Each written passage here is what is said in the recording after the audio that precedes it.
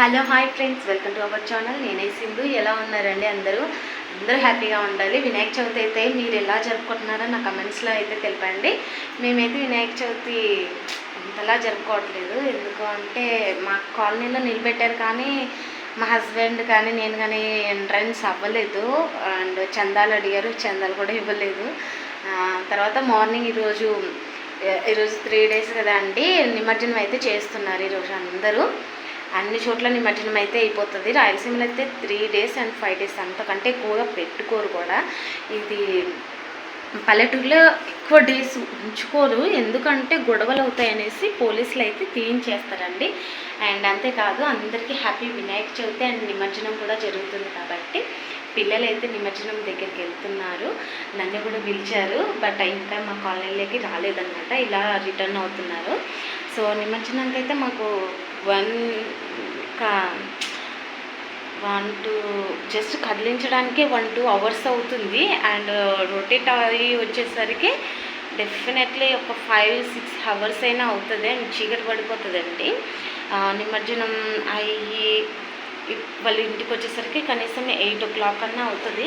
అంత నిదానంగా అండ్ అస్తమానంగా జరుపుకోరు కదా, అందుకనేసి చాలా నిదానంగా నిమజ్జనం అయితే చేస్తారు మా ఊర్లో. మీ ఊర్లో నిమజ్జనం ఎన్ని రోజులకి జరుగుతుంది అండ్ నిమజ్జనానికి ఎంత టైం తీసుకుంటారు అండ్ మీరు పెట్టే ప్రసాదాలు ఏంటో నాకైతే కమెంట్స్లో తెలపండి. అండ్ మేము కొంచెం బ్యాంక్ పని మీద తిరగడం వల్ల నేను గుడి దగ్గరికి వెళ్ళి కనీసం ప్రసాదం నైవేద్యం కానీ ఏది కూడా పెట్టలేకపోయాను వినాయకుడికి. అండ్ నేను కూడా భోజనాలకు వెళ్ళలేకపోయినానండి. పిలిచారు కానీ నాకు కొంచెం మొహమాటంగా అనిపించింది. ఎందుకంటే మనం కూడా దేవుని దగ్గరికి వెళ్ళి కొబ్బరికాయన కొట్టుకోగలిగితేనే దేవుడి దర్శనం అనేది తీసుకుంటేనే ఏదైనా ఆయన్ని కాకా పట్టొచ్చు. అండ్ నేనైతే చాలా సాడ్గా ఫీల్ అయ్యాను ఈ ఇయర్ అండ్ బ్యాక్ ఇయర్ కూడా. ఎందుకు అంటే కొంచెం సఫర్ అవుతున్నాం అన్నమాట ఫ్యామిలీస్ ద్వారా. అండ్ పిల్లలకి హెల్త్ బాగాలేదు ఓవైపు, అండ్ ఫైనాన్షియల్గా కానివ్వండి కొంచెం సఫర్ అవుతున్నాము. అండ్ నెక్స్ట్ ఏంటంటే నిమజ్జనం ఈరోజే కదా అండి, కొంచెం ప్రాబ్లం ఉండడం వల్ల మేము డోన్కి అయితే వెళ్ళాము. అండ్ ఈరోజు నిమజ్జనం రోజు కూడా కనీసం అంటే మేము అనుకున్న ప్రసాదం కూడా ఆయనకి సమర్పించలేకపోయాము. అంత ఫైనాన్షియల్గా కానివ్వండి చాలా ఇబ్బందుల్లో ఉన్నామన్నమాట. అండ్ పిల్లలకి హెల్త్ ప్రాబ్లమ్స్లో ఇంకా కుప్పకూరుకుపోయినామన్నమాట. అందుకనేసి చాలా సాడ్ అనమాట మా వినాయక చవితి అయితే. మీ వినాయక చవితి ఎలా జరుపుకుంటున్నారో నా కమెంట్స్లో తెలపండి. సో అందరికీ వినాయక చవితి శుభాకాంక్షలు అండ్ హ్యాపీ నిమజ్జనం కూడా. మళ్ళీ నెక్స్ట్ ఇయర్ మా ఫ్యామిలీ మేము హ్యాపీగా ఉన్నామంటే ఇంట్లో పూజ చేసుకోవాలనేసి చాలా మనస్ఫూర్తిగా అయితే కోరుకుంటున్నాను. ఆయన వినాయకుడు ఇంట్లో ఎప్పుడు కూర్చుంటాడో దేవుడికే తెలియాలి. ఆయన ఎప్పుడైతే మమ్మల్ని హ్యాపీగా ఉంచి ఆయన ఇంట్లో హ్యాపీగా వచ్చి కూర్చుంటాడో అప్పటి వరకు వెయిట్ చేద్దామని చూస్తున్నాము. అండ్ పిల్లలైతే వెళ్ళారనమాట నిమజ్జనం చేస్తున్నారనేసి. నేను కూడా వెళ్తాను అండ్ వీడియో తీద్దామంటే రంగులు వేస్తారేమో, వీడియో తీసేంత టైం ఛాన్స్ ఇస్తారో ఇవ్వరో జనాలు. ఏంటంటే గత కొన్ని రోజులుగా నేను కుకింగ్స్ కానీ వ్లాగ్స్ కానీ అస్సలు చేయలేకపోతున్నాను. నాకు కొంచెం హెల్త్ ప్రాబ్లం ఎక్కువగా ఉందండి. అండ్ నేను హాస్పిటల్కి వెళ్ళాను. తర్వాత నెక్స్ట్ అమ్మ వాళ్ళ ఇంటికి వచ్చాక అప్పుడు వీడియోస్లో మాత్రమే మాట్లాడినట్టున్నాను. తర్వాత అసలు మాట్లాడలేదు. మాట్లాడుతూ వీడియోస్ అసలు ఒకటి కూడా తీయట్లేదు. ఎందుకంటే నాకు దమ్ము వస్తుందన్నమాట. దమ్ము అంటే ఆయాసం లాగా వస్తుంది. అండ్ పిల్లలకి early morning tiffin and food చేసేసరికి నాకు అలసిపోయి మార్నింగ్ టైర్డ్ అయిపోతున్నాను. నీరసంగా ఆల్రెడీ బీపీ నాకు డౌన్ అవుతూ ఉంటుంది, లో బీపీ పేషెంట్ అనమాట.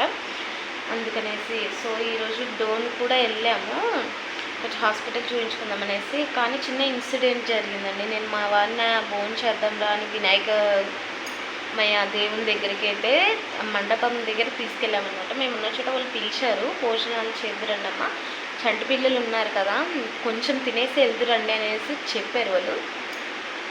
చెప్తే మేమైతే ఆగామన్నమాట. నేను ఆగాను, పిల్లలు అందరం కలిసి తిందాం రానేసి మా వారిని పిలిచినప్పుడు ఆయన రాలేదు. పాప ఏడుస్తుంది, పర్లేదు కుర్చీలో కూర్చొని కూర్చుందిరా, కనీసం నేను బేబీకి ఫుడ్ అయినా తినిపిస్తానని చెప్పాను. చెప్తే ఆయన క్రాస్ చేశాడు, బైక్ సైడ్కి పెట్టేశాడు అనమాట. బైక్ సైడ్కి పెట్టాక ఆ బ్యాక్ సైడ్ నుంచి వస్తున్న బైక్ మా వారి బైక్ని గుద్దేసింది అనమాట. గుద్దేసినప్పటికీ పాపకి కొంచెం నోట్లో రక్తం వచ్చేసింది, అని కొరుక్కుంది, పెదవి కొరికేసుకుంది, కిందకి జారిపోయిందంట, బండి మీద నుంచి కిందకి జారిపోయిందంట.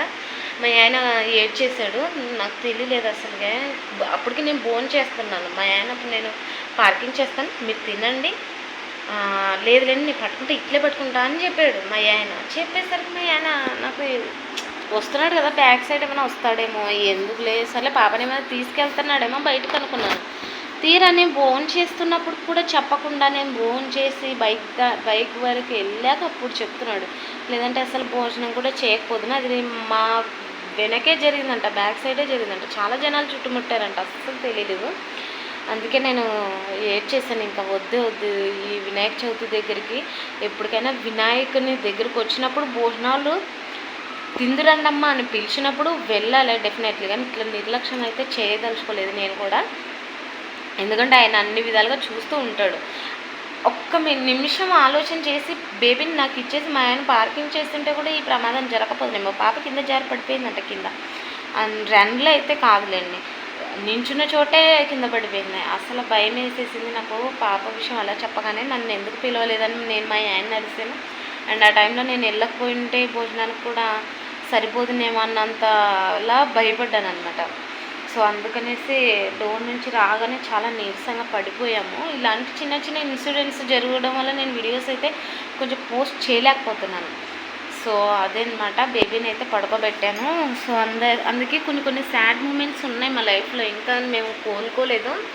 ఎందుకు అంటే పిల్లలు చిన్న వయసులో ఉన్నప్పుడే మనం ఏదైనా సాధించగలం అనే పట్టుదలతోనే కొన్ని లైఫ్ సాక్రిఫైస్ చేసాం, కానీ అవి కొన్ని నెరవేరుతున్నాయి, కొన్ని నెరవేరట్లేదు. దేవుడు అట్టడుక్కేస్తున్నాడో ఏంటో మరి, అలా జరుగుతున్నాయి మా విషయాల్లో. అందుకే వినాయకుడిని ఇంట్లో నిలబెడదామా అంటే ఏం జరగట్లేదు మా లైఫ్లో, ముందడిగే వేయించలేకపోతున్నాడు దేవుడు. వో సో అందరికీ హ్యాపీ వినాయక చవితి. వీళ్ళు వచ్చారు చూడండి మా పిల్లకాయలు.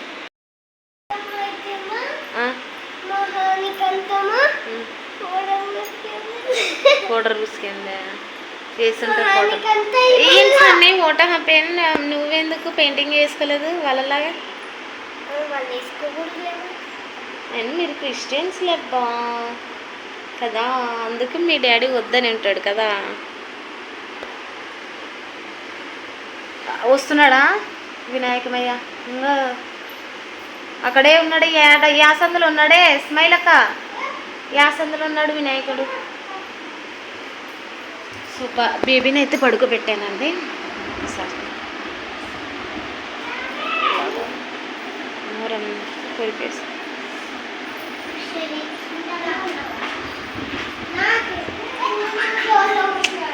మెల్లగా బేబీ లేస్తుంది, పాపలేస్తుంది.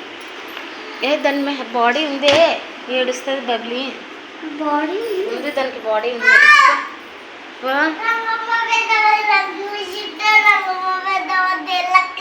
దేని లెక్కుందా పెద్దమ్మ? మా అమ్మ వీడియో తీస్తుంది పోను.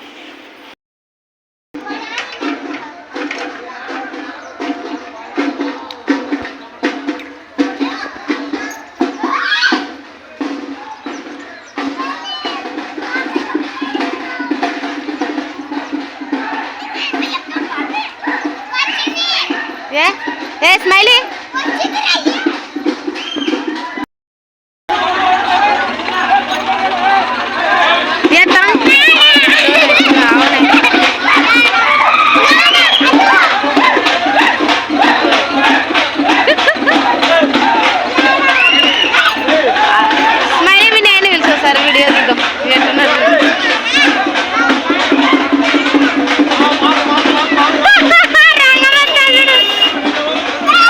మరి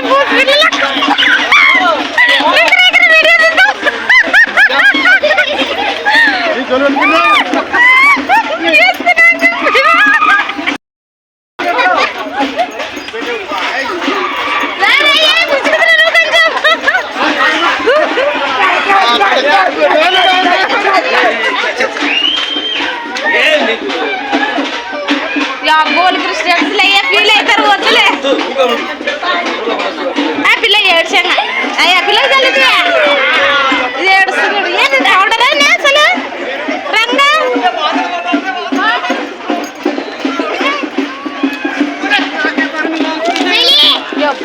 ఇల్లు పాలేస్తున్నారా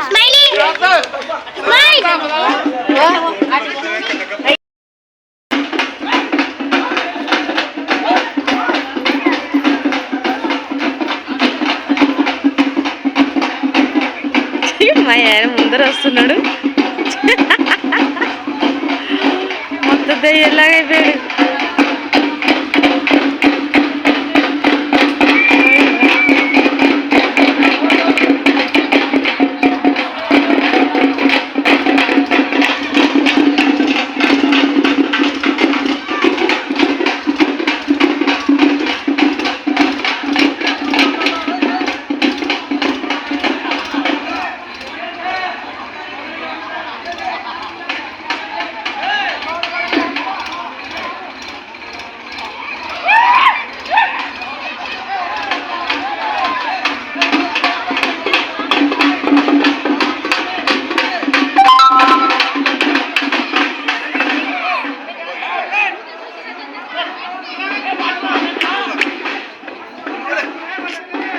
కరా నిఖిల్ ఇంకా సాలరారా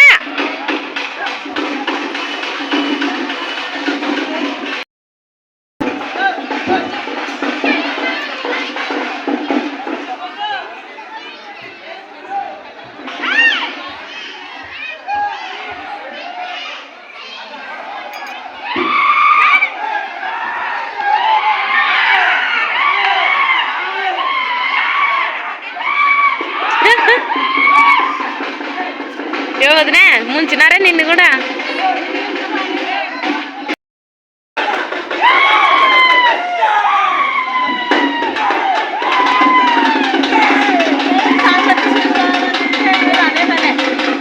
ఎవరు ఊర్లో అదే ఇప్పుడు బయలుదేరినట్టున్నారు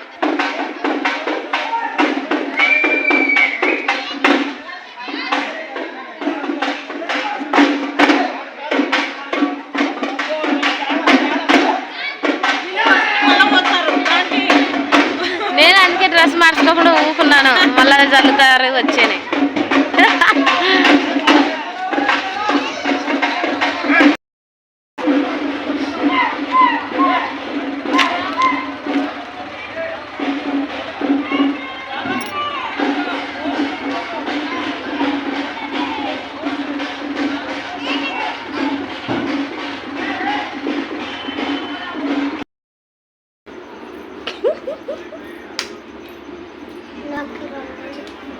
ఎవరి పిచ్చినారు స్ట్రింగ్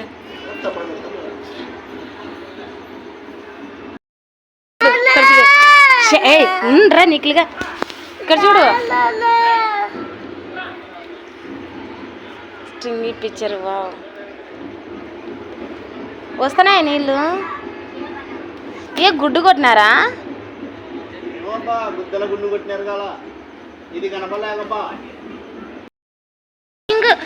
వద్దు మీరు థమ్స్అప్లే తాగాలి ఇది స్ట్రింగ్ తాగకూడదు అసలు చాలా డేంజర్ ఇది తాగను అప్పుడైతే జేబు తాగిపిస్తుంది అప్పుడు జేబు తాగిపిస్తుంది